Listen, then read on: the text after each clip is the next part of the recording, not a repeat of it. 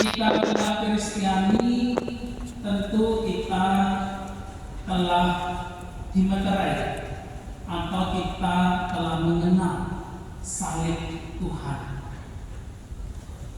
Dalam pengantar tadi saya sudah menyinggung bahwa salib itu salah satu bentuk hukuman yang paling keji dan paling tidak manusiawi pada zamannya. Mereka yang mati di salib adalah penjahat besar, orang yang dikutuk, orang yang paling apes, paling sial hidupnya. Maka hukuman yang paling mengerikan dan paling tidak manusiawi itu justru harus dialami oleh Putra Allah, Yesus Kristus. Maka salib itu menjadi simbol penebusan, menjadi tanda keselamatan bagi kita yang percaya, bagi kita yang mengimani Dia, bahwa kematian tidak bisa menghentikan kuasa Tuhan. Kematian yang mengerikan di kayu salib telah dikalahkan dengan kebangkitannya yang mulia. Pada abad kedua dan abad ketiga, gereja mengalami penganiayaan yang luar biasa, mengalami kekejaman dan kebrutalan dari para kaisar-kaisar Romawi. Begitu banyak, mungkin ratusan orang-orang Kristiani dibunuh dengan keji, sampai mereka harus bersembunyi di bawah tanah yang dinamakan tempat katakombe. Kalau Anda ke kota suci, ke Roma, Vatikan, Anda bisa mengunjungi situs katakombe. Di sana menjadi saksi kekejian, kekejaman kaisar-kaisar Romawi terhadap jemaat Kristiani. Gelanggang arena yang di kota Roma itu juga menjadi saksi kemartiran orang-orang Kristiani, menjadi santapan buas singa-singa yang buas dan lapar. Lalu muncullah pertobatan dari Kaisar Konstantinus sekitar tahun 315. Ada sebuah Edict Milan namanya, di mana Kaisar Konstantinus ini berperang dan dia bermimpi. Di dalam mimpi itu dia melihat salib di langit, salib besar yang memancar, dan suara berkata, "In hoc signo vinces." Dengan salib ini engkau akan menang. Dan kemudian benar mukjizat terjadi. Ia memenangkan perang. Sejak itu ia bertobat menjadi Kristiani dan seluruh kekaisaran Roma menjadi pengikut Kristus. Maka mulailah penemuan-penemuan, penggalian-penggalian di tanah suci Yerusalem untuk mencari jejak-jejak Yesus. Oleh Ratu Helena berdirinya gereja makam suci, lalu kemudian ditemukan relik dari salib Kristus sendiri yang otentik, yang asli, relik yang mungkin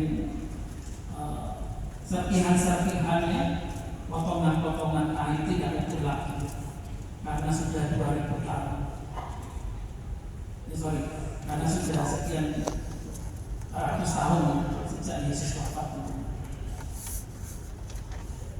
Maka sejak itu kita bisa melihat bagaimana kekejaman, kebrutalan bisa dikalahkan dengan salib. Meskipun harus dengan darah, para martir telah mencurahkan darah bagi pertobatan kekaisaran Roma yang sekarang menjadi tahta suci dan juga kota-kota lain yang akhirnya akhirnya juga menerima Kristus dan Injilnya. Kita juga tahu bahwa di dalam kehidupan dunia ini ada berbagai macam kekerasan-kekerasan yang dialami oleh jemaat gereja. Di Suriah ketika pecah perang karena ISIS, di situ orang Kristen dibantai dengan kejam. Baru-baru ini ada 14 martir suci dari Suriah yang dibunuh pada abad ke-19 karena iman, juga diakui oleh tahta suci Vatikan. Kemudian juga diikuti oleh kemartiran di Jepang, ya. Santo Paulus Niki dan kawan-kawan, Santo Andreas Kim Taekong dan kawan-kawan di Korea. Maka kalau Anda pergi ke gereja Andreas Kim Taekong, di sana Anda bisa melihat para martir, foto-foto para martir Korea. Di Indonesia juga ada martir.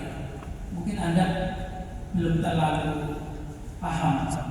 Ada 2 martir Karmel, ya, satu Bruder, satu Romo Karmel pada abad 16. Mereka datang dari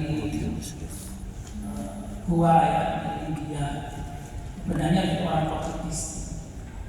Lalu sampai mereka ke Aceh, ya, Semenanjung Aceh. Kemudian mereka ditangkap oleh Sultan pada saat itu, disuruh menyangkal imannya, mereka tidak mau dan mereka memilih mati.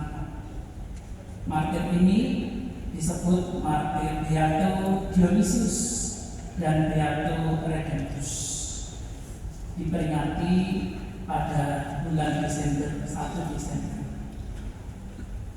Saudara-saudari yang terkasih, Yesus Sang Mesias ini juga mengalami penderitaan yang luar biasa. Kita tahu ketika kita melakukan jalan salib, seandainya Anda bisa merasakan atau bisa mengimajinasi bagaimana apa yang dialami Yesus selama jalan-jalan salibnya. Di sana Yesus memenuhi apa yang dikatakan oleh kitab Yesaya. Tidak ada ketampanan, tidak ada lagi keelokan yang membuat kita tertarik memandangnya, atau rupa pun tidak, kita tidak tertarik memandangnya. Yesaya 53 ayat 2. Wajah Tuhan tidak seperti manusia, hancur sehancur-hancurnya, badannya penuh luka, tidak seperti tubuh manusia yang sehat. Kita tahu bahwa seluruh hidup Yesus dipersembahkan demi kehendak Allah, dan Dia menyatakan kehadiran kerajaan Allah melalui karya-karya kasih-Nya, menyembuhkan orang sakit, mengampuni dosa, menyembuhkan orang lumpuh dan buta, membangkitkan orang mati, dan seterusnya. Yesus tidak menghindari salib. Meskipun di Taman Getsemani Dia berdoa, jikalau mungkin piala ini beralih kepada, tetapi bukan seperti kehendak-Mu ya Bapa.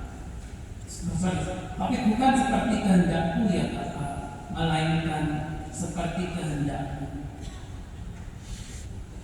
Di sini Yesus memenuhi bagaimana salib itu sebagai jalan baginya untuk menggenapi, memenuhi seluruh kehendak Allah. Ketika disalib, Yesus pun menerima penjahat yang bertobat. Yesus, ingatlah aku apabila engkau datang sebagai raja. Disinilah bahkan penjahat yang bertobat pun mengakui Yesus disalib sebagai raja. Berarti disalib Yesus, salib Kristus itu menjadi tahta belas kasih Allah, menjadi tahta kerahiman Allah. Penjahat saja bila bertobat pada akhir hidup dia diterima oleh Tuhan. Maka kita pun juga bila kita sungguh-sungguh mau bertobat, Tuhan juga menerima pertobatan kita. Bacaan pertama tadi dalam kitab Bilangan berkisah tentang bangsa Israel yang keluar dari Mesir dan bersungut-sungut melawan Tuhan, melawan Musa. Maka ular-ular pun memakut mereka dan banyak yang mati. Disitulah Allah berfirman agar Musa membuat patung ular dari perunggu tembaga dan memasangnya di sebuah tiang. Dan bila orang melihat patung ular tembaga itu, mereka tidak mati. Ini gambaran yang dipakai Yesus. Seperti Musa meninggikan ular di padang gurun, demikian juga Putra Manusia harus ditinggikan. Ular, Anda pernah melihat ular? Pernah ya? Anda pernah dipakai ular? Enggak, jangan lihat. Saya ada kisah mungkin sekitar 13 tahun yang lalu ya, saya sebagai pastor bertugas untuk meneliti sebuah rumah rekan di Pematang Siantar, Sumatera Utara. Waktu itu ada tanah 2 hektar dekat sungai ya. Tanah itu belum ada bangunan yang layak. Yang ada adalah satu rumah kayu begitu ya. Nah, di situ saya bersama satu budak, kami biasa makan bersama, rekreasi bersama, maksudnya mungkin bicara ngobrol-ngobrol, berdoa bersama di situ ya. Rumah kayu, ya, alasnya semen, ya agak tinggi begitu. Kemudian suatu ketika malam-malam saya habis makan, saya keluar ya, di antara semak-semak itu, saya melihat ular itu hitam besar sekali, tingginya sepundak saya. Dan saya yakin itu ular kobra, karena suaranya dari jarak mungkin jarak 2 meter lebih kedengaran. Suaranya itu suara kobra itu kenceng banget. Ya saya dari jauh, ya saya nggak berani mendekati kan, karena saya juga tidak kebal bisa. Jadi saya mundur pelan-pelan sambil berdoa. Saya mundur, ular itu juga berlari. Jadi dia nggak mendekati saya, tapi sepertinya dia tahu keberadaan saya. Saya berhenti, dia berhenti, saya mundur, dia pergi. Nah, ya, dari situ saya bingung, ular ini sarangnya di mana? Gitu. Gede banget. Kalau anak ya walau alam gitu. Ngeri gak? Astagfirullah. Ngeri. Nah terus kemudian satu ketika ada tukang masak kami ya di Buk, dan di situ tukang masak biasa memasak romo dan budak duduk-duduk di teras di rumah kayu itu. Terus dia melihat kepala ular gede banget, mungkin 2 telapak ini ya, gede, menjerit gitu. Terus karena menjerit, ular itu masuk lagi, dan ternyata ular itu di bawah rumah yang biasa kami makan, di bawah lantai kami. Ya, dia di situ. Jadi akhirnya kami minta tukang untuk membeton lantai itu. Apa namanya? Karena ada rongga di situ di bawah rumah kami itu ada rongga. Tutup dengan beton. Tapi saya nggak tahu. Terus kemudian apakah dia menggali lubang lagi kemana, nggak tahu. Pokoknya sejak itu ditutup dengan semen itu sehingga tidak ada rongga, dia bisa keluar. Ya, tapi ya puji Tuhan lah, kami sehat-sehat dalam lindungan Tuhan. Ya.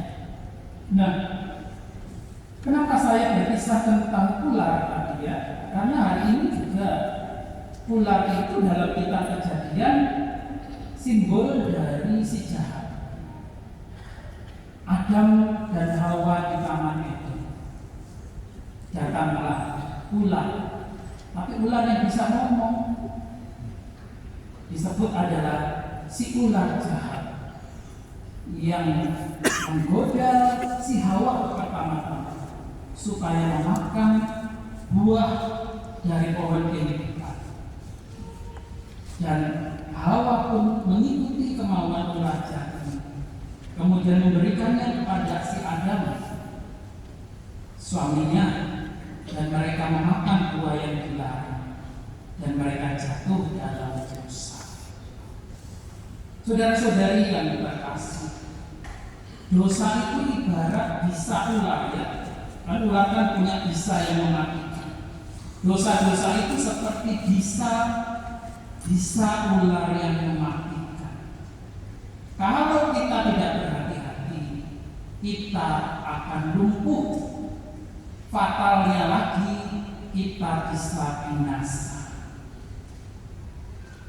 Maka karena dosa itu ibarat bisa ular, maka kita harus sungguh-sungguh waspada. Karena ada bisa kesombongan, dalam arti bisa racun ya, racun kesombongan. Ada bisa atau racun ketidaktaatan. Ada bisa atau racun percabulan atau perzinahan.